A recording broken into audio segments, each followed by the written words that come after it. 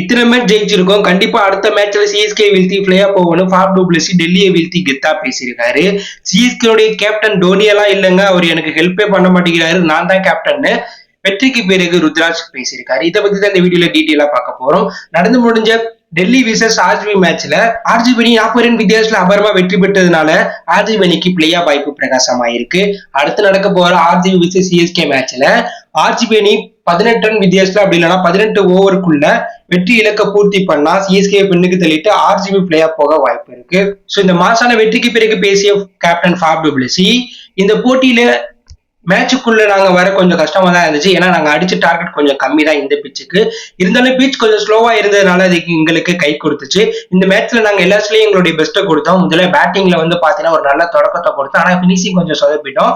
இருந்தாலும் எங்க பவுலர்கள் இந்த டார்கெட்டையும் சூப்பரா கட்டுப்படுத்தி எதிரணிக்கு அச்சுறுத்தல் கொடுத்து அடுத்தடுத்து விக்கெட் எடுத்து நாங்க மேட்சுக்குள்ள வர முக்கிய காரணமா அமைஞ்சாங்க. ஃபீல்டிங்கும் இந்த மேட்ச்ல வேற லெவல்ல இருந்துச்சு. ஸோ தொடர்ந்து 5 மேட்ச் நாங்க வெற்றி பெற்றிருக்கோம். இப்போதைக்கு பாத்தீங்கன்னா நாங்க ஒரு சிறந்த நிலையில இருக்கோம். பாயிண்ட் டேபிள்ல நல்ல இடத்துல இருக்கோம். அடுத்து வரக்கூடிய ஒரு போட்டியில கண்டிப்பா நாங்க வெற்றி பெறுவோம். அதற்கப்புறம் நடக்கிறத பாத்துக்கலாம். பிளேயா போனாலும் போவோம். கண்டிப்பா அதுக்காக நாங்க முயற்சி பண்ணுவோம்னு வெற்றிக்கு பிறகு வெளிப்படையா பேசியிருக்காரு.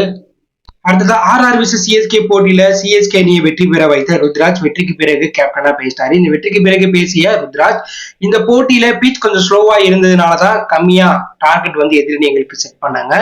இந்த பீச்ல இந்த டார்கெட் அடிக்கிறது கொஞ்சம் கஷ்டமா தான் இருந்துச்சு. இருந்தாலும் எங்க அணியுடைய தொடக்கம் சூப்பரா இருந்துச்சு. பவர் பிளேல நாங்க 50 ரன்களுக்கு மேல அடிச்சோம். இருந்தாலும் இந்த மேட்ச்ல ஈஸியா ஜெயிக்கலாம்னு பார்த்தா தொடக்கத்துல விக்கெட் விழுந்ததுனால சரி எங்க பக்கம் வந்துச்சு. ஈஸியா இந்த மேட்சை ஜெயிச்சிருக்கலாம். 5-14 ஓவருக்குள்ள இந்த டார்கெட் அடிச்சிருக்கலாம். விக்கெட் போனதுனால கொஞ்சம் கடைசி வரையும் போட்டி போகிற மாதிரி இருந்துச்சு. இருந்தாலும் ரிஜிபி சிவம்துவையோடைய அதிரடி ஆட்டத்தால் நாங்கள் இந்த மேட்ச்சில் கொஞ்சம் ஈஸியாகவே ஜெயிச்சிட்டோம். இந்த போட்டியை பொறுத்தவரை எங்கள் பவுலர்கள் சூப்பராக பந்து வீசிட்டாங்க. பிச்சுக்கு ஏற்றார் போல், ஃபீல்டிங் ஏற்றார் போல் பந்து வீசிட்டாங்க.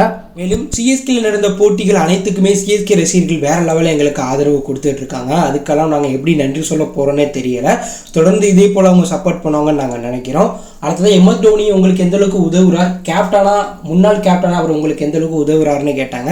அதற்கு பதிலளித்த ருத்ராஜ் கேட்வால், அதெல்லாம் எதுவுமே இல்லைங்க. டோனி என்கிட்ட கேப்டன் பதவியை கொடுத்ததுக்கு பிறகு நான் எந்த ஒரு முடிவையும் எடுக்க மாட்டேன். நீ தான் முடிவு எடுக்கணும். ஒரு வீரரை பிளேயிங் லெவலில் கொண்டு வரணும்னா அது உன்னுடைய முடிவாக இருக்கணும். ஒரு ஃபீல்டரை செட் பண்ணா கூட உன்னுடைய முடிவாக இருக்கும். இருந்தாலும் ஃபீல்டிங்கில் மட்டும் நான் ஏதாச்சும் ஒரு சில மாற்றங்கள் பண்ணுறேன். ஃபீல்டிங்கில் மட்டும் உனக்கு ஹெல்ப் பண்ணுறேன். மற்றபடி அணி தேர்வுலையோ யாரை இறக்குறது, பிளேயிங் லெவல் எப்படி இருக்க வேண்டும், எந்த காம்பினேஷனுக்கு போகணும், யாருக்கு பந்து வீச ஓவர்கள் கொடுக்கணும் அப்படிங்கிறதுலாம் ஓ முடிவு தான். நீ தான் இங்கே கேப்டன், நான் உன் கூட விளையாடக்கூடிய ஒரு வீரர் தான், அப்படிதான் நீ நினைக்கணும் அப்படின்னு தான் சொல்லி எனக்கு கேப்டன் பதவியை டோனி கொடுத்தார்.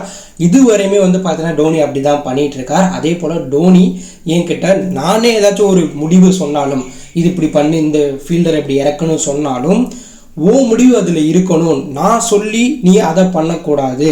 உன்னுடைய அறிவுக்கு என்ன தோணுதோ அதை மட்டும்தான் நீ பண்ணணும் அப்படிங்கிற மாதிரி ருத்ராஜ் கேட்வால்கிட்ட டோனி சொன்னதா ருத்ராஜ் கேட்வால் வெளிப்படையா பேசியிருக்காரு. இதன் மூலம் தெரிய வருது ருத்ராஜ் கேட்வால் தான் சிஎஸ்கே முழு நேரம் கேப்டனா செயல்பட்டிருக்கார்.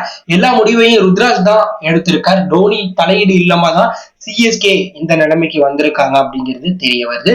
சோ ருத்ராஜ் ஃபாபோடைய இந்த ஸ்பீச்சை பத்தி என்ன நினைக்கிறீங்க?